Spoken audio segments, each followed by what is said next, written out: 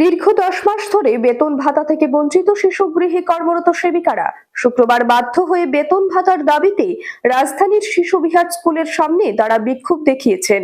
তাদের অভিযোগ, শহরের 3টি শিশুগৃহে প্রায় 30 জন সেবিকা কর্মরত রয়েছেন, কিন্তু দুর্ভাগ্যের বিষয় দীর্ঘ 10 মাস ধরে তারা বেতন ভাতা থেকে বঞ্চিত হয়ে রয়েছে। এই অবস্থায় তাদের পরিবারের ভরণ পোষণ করা প্রায় অসম্ভব হয়ে দাঁড়িয়েছে। তাই তারা বাধ্য হয়ে শিশুগৃহের সামনে বিক্ষোভে সামিল হয়েছেন।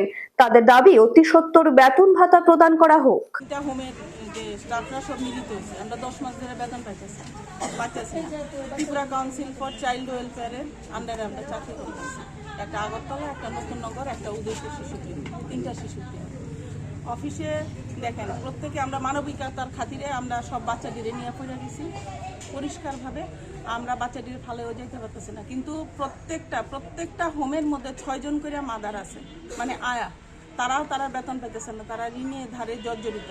আমরাও যাইতেছি, আমরা যারা তারার উপরের পোস্টে আছি, আমাদেরও তো অর্থনৈতিক সমস্যা আছে।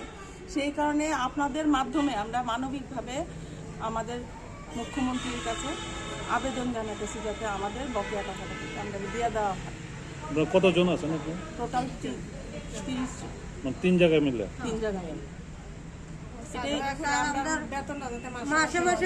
Bureau report, news daily Bharat.